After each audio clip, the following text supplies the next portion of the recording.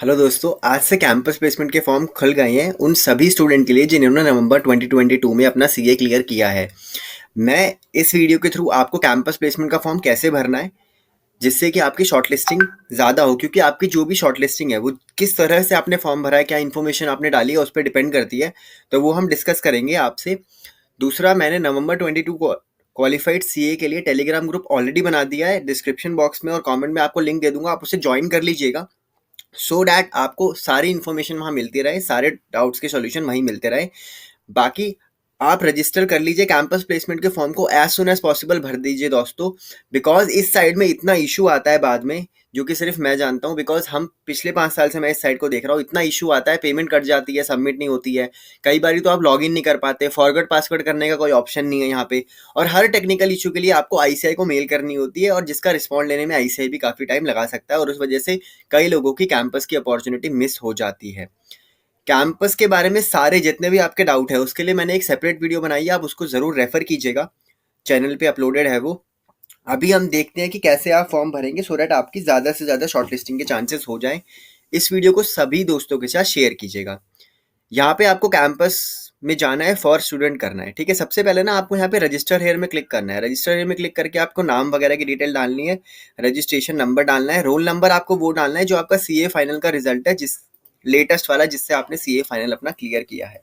उसके बाद आपको यहाँ पे डालना है अपना रोल नंबर, और आपको अपना पासवर्ड डालना है जो आपने क्रिएट किया होगा वहाँ पे ना, लॉग इन करते वक्त।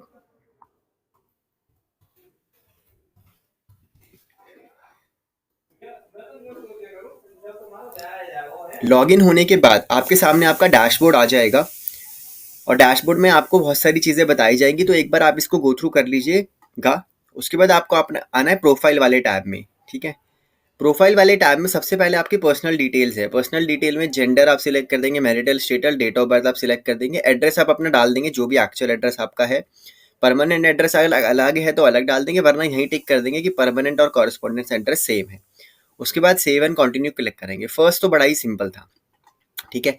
सेकंड में आते हैं एजुकेशन डिटेल। जो भी एजुकेशन डिटेल आपकी है, 10th 12th graduation post graduation, वो आपको डालनी है अदर देन सीए। यहाँ पे ध्यान दीजिएगा, ग्रेजुएशन की डिटेल दोस्तों, जब भी आप आर्टिकलशिप के साथ ग्रेजुएशन या कोई भी अदर कोर्स करते हैं तो आपको एक फॉर्म होता है 112, वो आपको भरा होना चाहिए। अगर आपने वो फॉर्म नहीं भरा तो आपको दिक्कत आती है, मेंबरशिप आपको नहीं दी जाती। तो यहाँ पे अगर आप ग्रेजुएशन पोस्ट ग्रेजुएशन की डिटेल डिस्क्लोज कर रहे हैं तो होप आप उसको अलाइन कर लीजिएगा कि उसका फॉर्म 112 ऑलरेडी फिल्ड हो, वरना फिर ये फॉर्म भरेंगे तो मिसमैच आ जाएगा। सीए फाउंडेशन की डिटेल आपको डालनी है, ऑलरेडी अपेयर हो रही होगी, अदर नहीं हो रही होगी आप डाल दीजिएगा, अटेम्प्ट वगैरह डाल दीजिएगा, इंटर की डिटेल डाल दीजिएगा। एंड देन आते हैं फाइनल की डिटेल पे। फाइनल की भी डिटेल आपकी यहाँ पे अपीयर हो रही होगी, ग्रुप वाइज आपको डिटेल डालनी है कि कब आपने क्लियर करा है। इसमें एक बात जो सबसे कॉमन क्वेश्चन है यहाँ पे वो ये आता है कि मैं अटेम्प्ट कैसे काउंट करूँ, सब्सीक्वेंट अटेम्प्ट, फर्स्ट अटेम्प्ट कैसे आपको काउंट करने हैं। उस टॉपिक पे एक सेपरेट वीडियो मैंने बनाई हुई है, क्योंकि इट इज़ अ वेरी लंबा डिस्कशन, बिकॉज उसमें मल्टीपल सरकमस्टांसेस हो जाते हैं। तो वो कैसे काउंट करना है उसको आप ध्यान से देख लीजिएगा और सही अटेम्प्ट काउंट करके डालिएगा, बिकॉज अटेम्प्ट से शॉर्ट लिस्टिंग का डायरेक्ट लिंकेज है, एंड बहुत डिपेंड करती है आपकी, ठीक है। सेव एंड कंटिन्यू करना है, फिर ट्रेनिंग डिटेल पे आना है। आपकी एमसीएस कंप्लीट है कि नहीं है, अगर कंप्लीट है तो येस कर दीजिए, अगर नहीं है तो आपको ये बताना है कि आपका बैच कब स्टार्ट होगा एमसीएस का, बिकॉज कैंपस में बैठने के लिए आपकी एमसीएस कंप्लीट होनी चाहिए। आपके पास मेंबरशिप है तो मेंबरशिप नंबर डाल दीजिए, अगर मेंबरशिप नहीं है तो वो आपसे ये पूछता है कि कब तक एक्सपेक्टेड है कि आप मेंबरशिप अप्लाई कर लेंगे, और एक ही अंडरटेकिंग होती है, ये आपसे भरवाई जाती है, ठीक है। बट मेरा इसमें टेक किया है कि आप मेंबरशिप अप्लाई करें ना करें, कैंपस से उसका कोई लेना देना नहीं है। आप इस अंडरटेकिंग में जो मर्जी डेट डालिए, आपको जब मेंबरशिप अप्लाई करनी है तब आप मेंबरशिप अप्लाई कर सकते हैं। उसके बाद आपको अपनी आर्टिकलशिप की डिटेल डालनी है यहाँ पे। आर्टिकलशिप का फॉर्म, लोकेशन, कब से कब आर्टिकलशिप करी, नंबर ऑफ पार्टनर, कौन कौन सी तरीके का वर्क किया, देखो ये भी काफ़ी डिपेंड करता है। नेचर ऑफ वर्क डालिएगा जो आपने एक्चुअली किया है।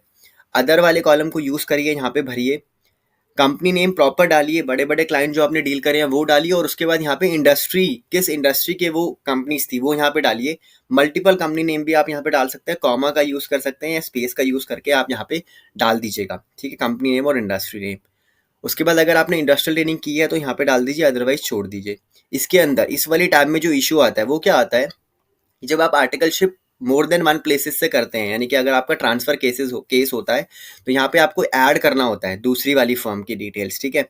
उसमें होता क्या है कि आपकी ट्रेनिंग फ्रॉम और ट्रेनिंग टू की जो डिटेल है, ट्रेनिंग टू जिस दिन खत्म हुई है उसके नेक्स्ट डे से फ्रॉम जनरली शुरू होती है, तो वो चीज़ आप देख लीजिएगा। इसमें एक जो इशू आता है सबसे कॉमन, वो ये आता है कि जब ये डिटेल आप भर देंगी तो उसके बाद आता है कि मिनिमम नंबर ऑफ डेज का क्राइटेरिया इज नॉट सेटिस्फाइड, ऐसा कुछ आता है कि नंबर डे सेटिस्फाई नहीं हुए। तो उस केसेस में दोस्तों आपको जो ट्रेनिंग टू का जो पीरियड है इसको एक दिन कम करके, एक दिन बढ़ा के, 2 दिन कम करके, 2 दिन बढ़ा के, भले ही वो एक्चुअल से डाइवेट हो रहा हो, but just to submit the form, अगर 1-2 दिन कम ज़्यादा करने से ये सबमिट होता है तो उसको ज़रूर करिएगा, बिकॉज ये बहुत कॉमन एरर है जो इस साइड पे आता है, ठीक है। उसके बाद वर्क एक्सपीरियंस में अगर आपके पास है कोई तो डाल दीजिए।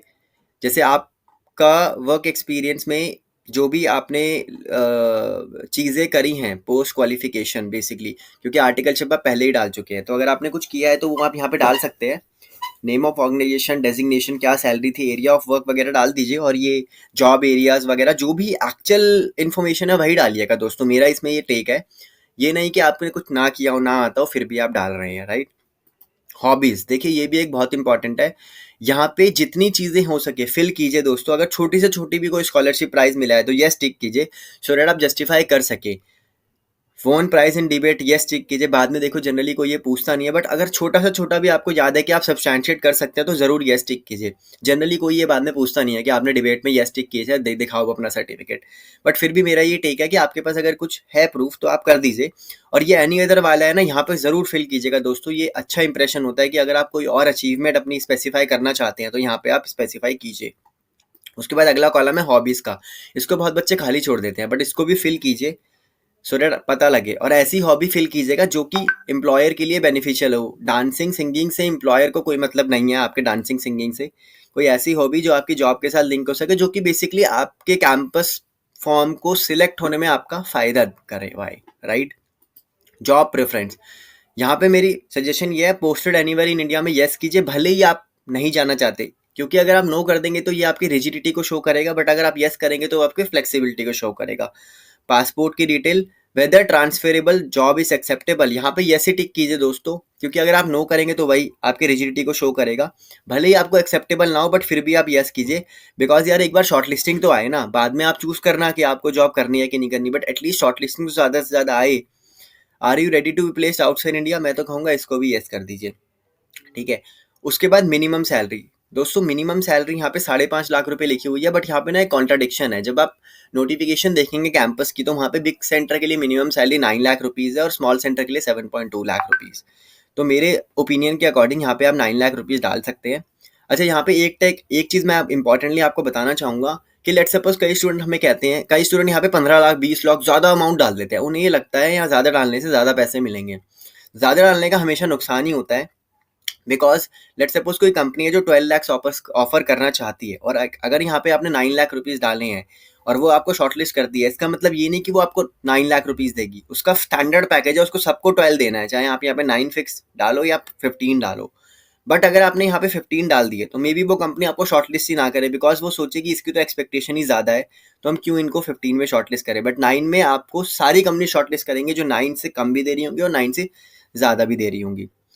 ये जो कॉलम है preference for kind of industries में, सब में यस कर दो, बस आग बंद करके बात खत्म। उसके बाद यहाँ पे भी यस कर दो कैटेगरी। और ये सब तो जो एक्चुअल इन्फॉर्मेशन है उसके अकॉर्डिंग। देखो जो एक्चुअल इन्फॉर्मेशन है उसमें आप चेंज नहीं कर सकते, बट कुछ ऐसी इन्फॉर्मेशन है जहाँ पे आप खेल सकते हो। आई डिजायर टू अपेयर, अब यहाँ पे ना बिग सेंटर चूज करना है आपको, यहाँ पे स्मॉल सेंटर। ये बहुत इंपॉर्टेंट है, आप इसको चेंज नहीं कर पाओगे। इसको आपको ध्यान से सिलेक्ट करना है दोस्तों, क्योंकि सेंटर पे डिपेंड करती है आपकी शॉर्ट लिस्टिंग। जैसे कई ऐसे सेंटर हैं जहाँ भीड़ बहुत होती है, जैसे दिल्ली का सेंटर बहुत क्राउडेड होता है, बहुत ज़्यादा भीड़ होती है, शॉर्ट लिस्टिंग के चांसेस कम होते हैं। कोलकाता में भीड़ कम होती है, शॉर्ट लिस्टिंग के चांसेस ज़्यादा होते हैं, तो उसके अकॉर्डिंग आप सिलेक्ट कीजिए। अपलोड फोटो दोस्तों, फोटो यहाँ पे ना मैंने देखा है कि कई बार एरर आता है, लोगों को फोटो अपलोड ही नहीं होती है। देखो फोटो का नाम should be combination of your roll number. जो भी आपका रोल नंबर है वो फोटो का नाम होगा। और सिलेक्ट फोटो पे जब आप जाएंगे तो वो आपको पाथ पूछेगा। यहाँ पे ये जो कॉलम आपको दिख रहा है ना, यहाँ पे नीचे ओपन के ऊपर पूछता है इमेज टाइप, तो यहाँ पे ऑल फाइल करनी है आपको, ऑल फाइल, तभी आपकी फोटो सिलेक्ट होगी। तो आपको यहाँ पे ऑल फाइल करनी है, तभी आपकी फोटो यहाँ पे अपलोड होगी। उसके बाद अपलोड सीवी। सीवी आप प्रॉपर पहले बढ़िया से बना लीजिए, एज पर दी न्यू स्टैंडर्ड्स जो है उसके अकॉर्डिंग बना लीजिए। मैं अपने चैनल पे सभी तरह की वीडियोस लाऊंगा रिलेटेड, जिससे भी आपकी हेल्प हो सके। सीवी बनानी हो गई, कोई भी टिप्स हो गई, तो आप चैनल को ज़रूर सब्सक्राइब कर लीजिएगा। उसके बाद लास्ट में तो डिक्लेरेशन ही है, राइट।